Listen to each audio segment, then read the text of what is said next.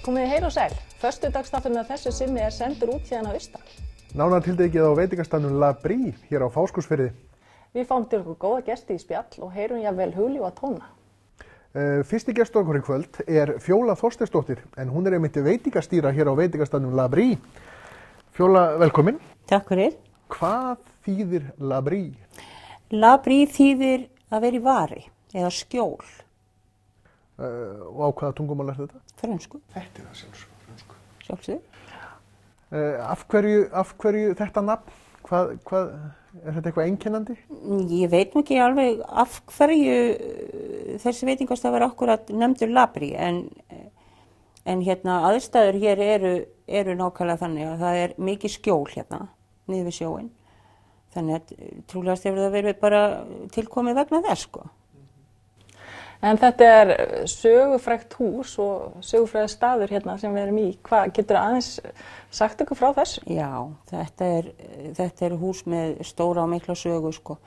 Þetta franski spítalinn á Fáskrúðsfirði, sem að vísu, sko, hann var byggður 1903 og tekinn í notkun 1904, hérna rétt fyrir utan.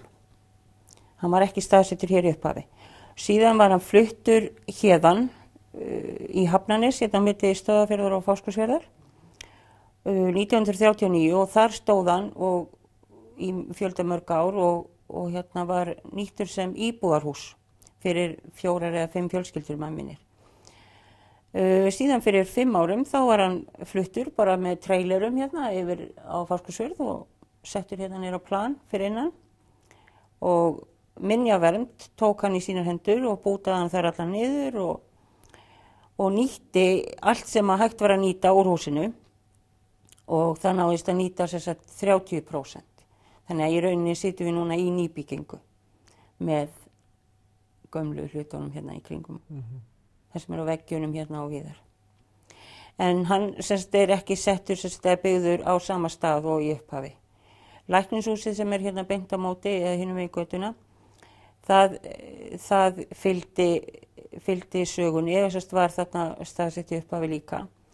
Til þess að gera þessa tengingu góða hérna milli, þá staðsettu spítalinn sérst hér og á milli húsana, læknishúsins og franska spítalans sérst í dag, undirgöng og þar franska safnið sem alveg magnað safn. En hvernig ásókn hérna á safnið eins og á veturna? Það bara talsvert mikil ásókn. Það bara mikið það að fólk sé að koma hérna og fara í gegnum safnið. Það alveg ótrúlega, við höldum alltaf að alltaf stoppa og ekkert að gerast en það bara mikil ásókn bæði að safninu og hótelinu og veitingastaðnum. Myndirðu telja að göngin hafi eitthvað með það að segja að fólk sé að koma hingað með það? Já, ég held að það sé alveg rögt og líka bara ferðamaðurinn að ferðast allt árið. Það mikil aukning af ferðafólki. Þannig að þetta spilar allt saman. Hvaða þýðingu telur þetta hafi fyrir bæði Fáskrúðsfjörð og nærsveitir?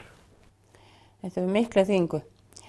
Þetta náttúrulega stór og mikil saga og þetta dregur fólk að sem vil koma hérna og skoða og svo þetta náttúrulega líka þetta eykur atvinnu á staðnum. Við erum nokkuð mörg hérna úr firðinu sem erum að vinna hérna. Og þetta bara stór hluti af góðri og merkilegri uppbyggingu á staðnum.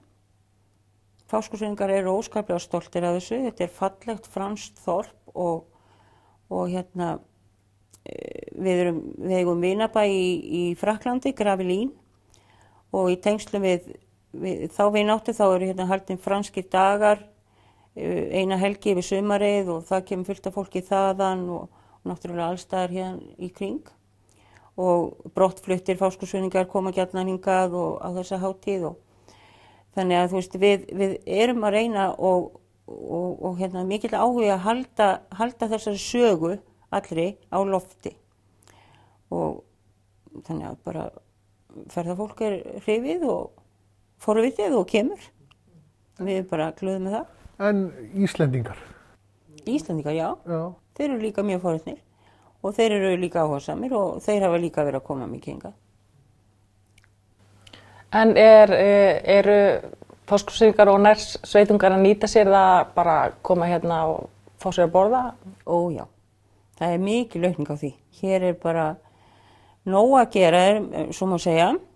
Nautasteikin okkar er náttúrulega, sko, hún er svo vinsæl að hún dregur mikið að, til dæmis. En nei, ég sé svona bara, en það er bara mikil aukning á því að fólk er að koma á hana héraði og hérna alls staðar í kring og koma út að borða.